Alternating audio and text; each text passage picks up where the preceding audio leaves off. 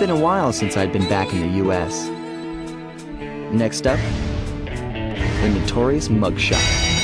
Ruthless muscle of the fiendish five. What he lacked in brains, he definitely made up for in brawn. Turns out he wasn't always that way. He grew up as the run of the litter. A neighborhood weakling. The only friends he could turn to were usually found on the big screen. It was there that he spotted his first gangster, and he knew instantly that that's what he wanted to be. He spent the rest of his youth working real hard to get there, fueled on his dreams of great power and respect. With enough perspiration, he realized that dream. He'd become a hard-boiled, street-brawling, tough-as-nails gangster, ensuring that he'd never be kicked on or pushed around again.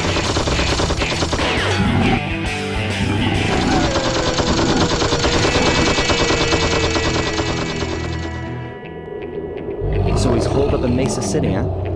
I've always wanted to go to that thriving American boomtown.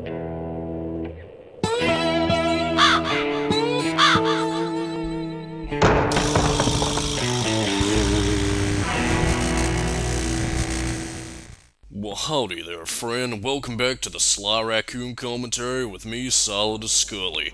I better stop talking in this accent before I start ordering to you a steak sandwich, grilled to perfection with meat, onions, cheese.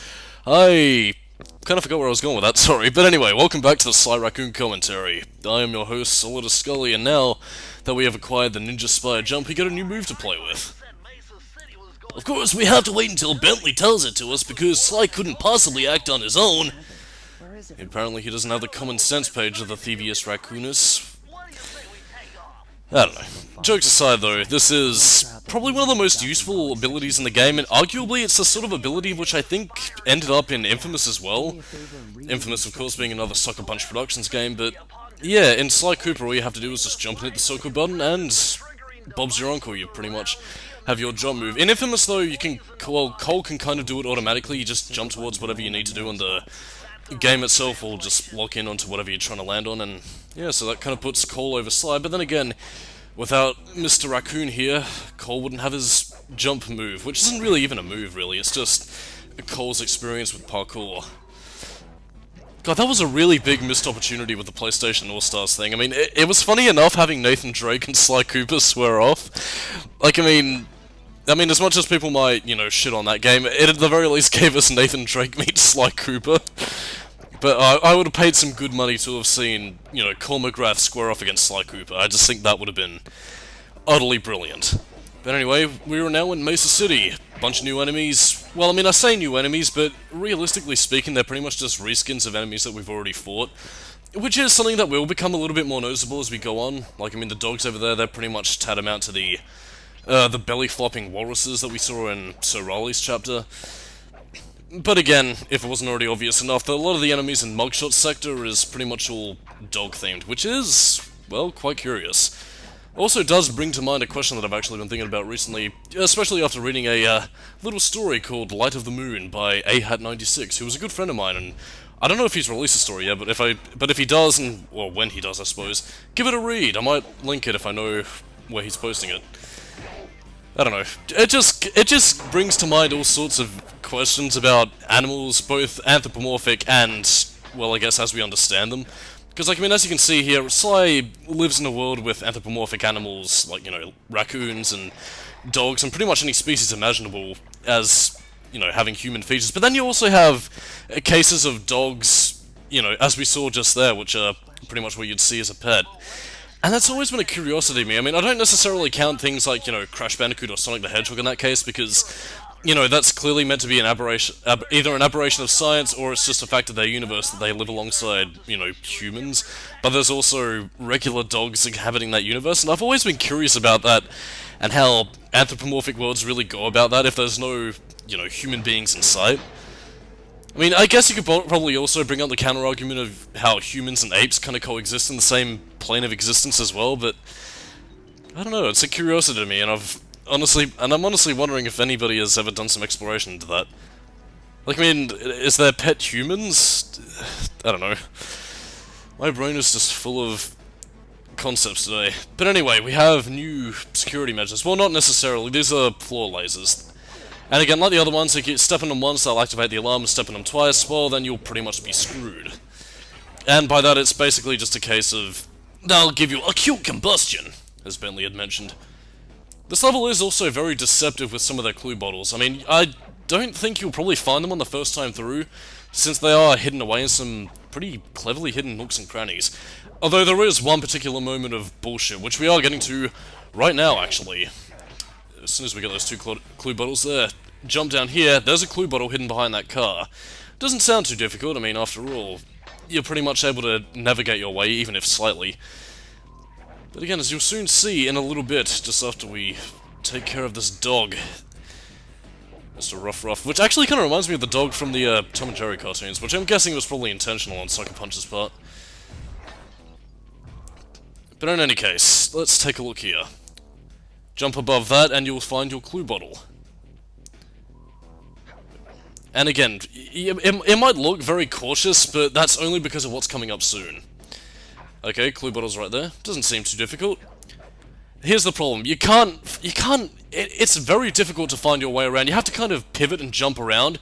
And yeah, as you can see here, it is very, very difficult to really get it right, because I don't know if it's like the detection for whether or not it counts as you falling off a cliff, but I don't know. It's very finicky, and I think Sucker Punch probably should have put the hitbox a little bit. Ooh, gentlemen, it's been an honor playing with you tonight. Yeah, that was the underwater death that I was talking about. But anyway, I honestly think that Sucker Punch should have put the hitbox a little bit lower to give you time to grab onto the ledge and get going. I don't know. I mean, it's nothing game-breaking, and if memory serves, I think you do. Actually, no, you do get to keep the clue bottles even if you die. I'm not too sure if it's the same sort of principle if you get a game over, but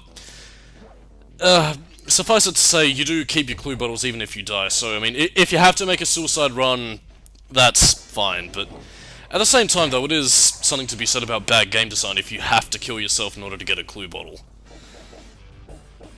But again, that's just a relatively minor nitpick in an otherwise decent opening level for the second hub world of the game. And this is actually one of my favorite. Well, I mean, it's either this one or the fourth hub world, which is my favorite in the game, because I don't know, I've always been a fan of the urban city sort of aesthetic, and this level has it in spades, although there is something interesting to talk about in regards to how Mesa City, how Mesa City was initially envisioned, which was quite different in the conceptual phases.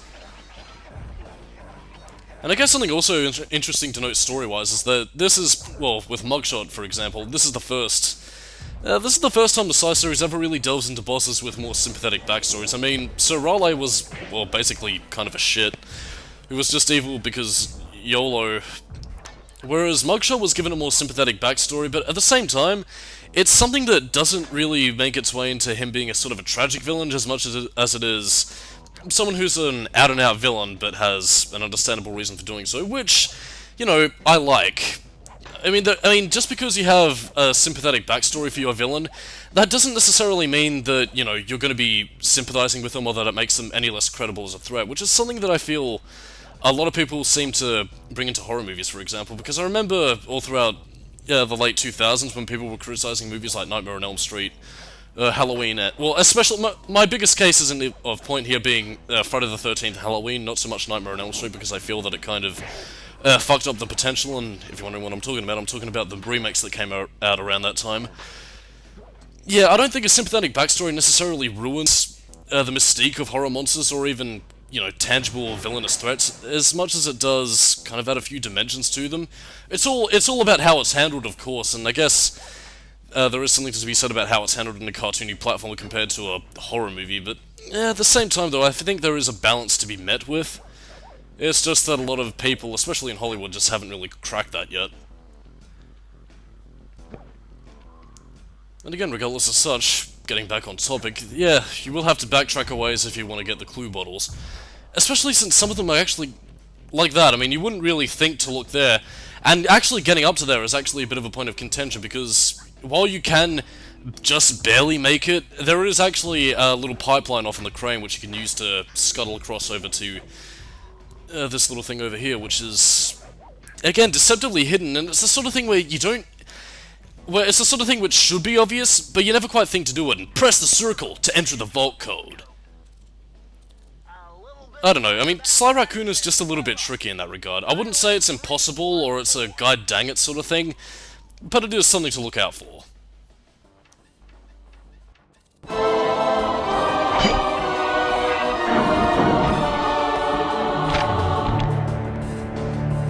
Outstanding! You've uncovered Rob McCooper's patented explosive hat technique. Use the triangle button to toss your cap. Then use the triangle button again to detonate it. Better back off to a safe distance first. Yeah, let me tell you right up front, that ability isn't anywhere near as useful as Bentley's making it sound. And I can see the strategic... I can see the strategic possibilities with the explosive hat, but the problem is, this game isn't Metal Gear Solid, and it doesn't really leave you with a lot of opportunities to really... See, that's what it is. Pretty much a puff of smoke that... Again, it can damage enemies if you have the opportunity, but the problem is that you'll seldom, if ever, find an opportunity to use it, where a good old whack of the cane could really solve that sort of problem. So, again, the bomb hat kind of goes, well, pretty much useless, really. It's a bit of a shame, too, because if the game really had the mind to, it could have set up some possibilities, but there's only really one, if that, at a stretch where you could really use it, but, yeah, I don't know. Just a lack of potential.